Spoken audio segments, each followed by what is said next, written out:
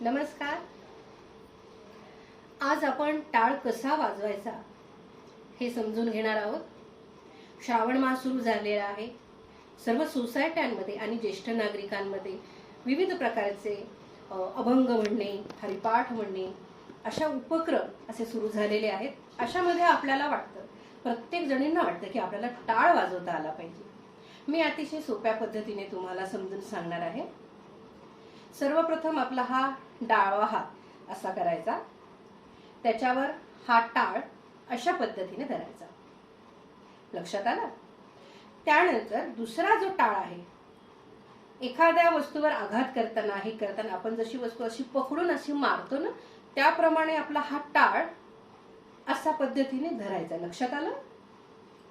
ठीक आहे. त्यानंतर डावा हात असा, उजवा हात असा आणि असं.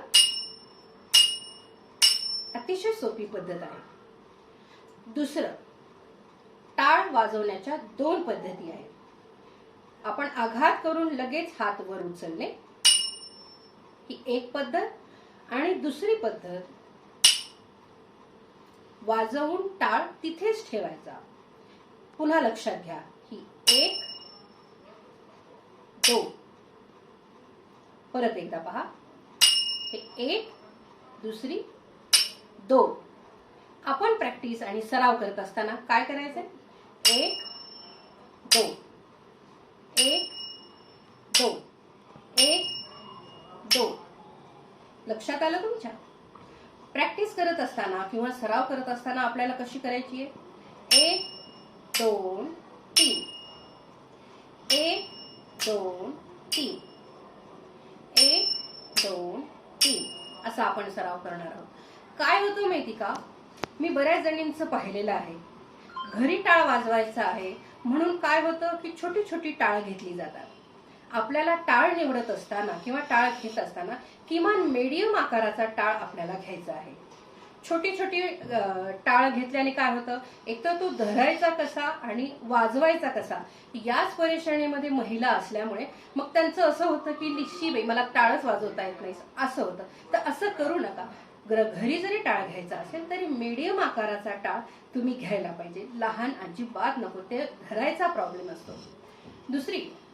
तिसरा आपण सराव करणार आहोत टाळाचा. एक, दोन, तीन, चार, पाच, सहा, सात, आठ.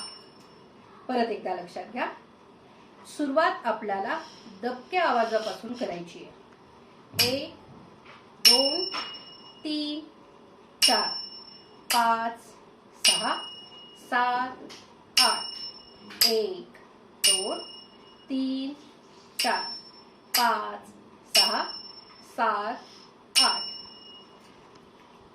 तर सख्यांनो, अशा पद्धतीने तुम्ही प्रॅक्टिस केली तरीही तुम्हाला साध्या साध्या सोप्या पद्धतीने टाळ नक्की वाजवता येईल अशी मला खात्री आहे.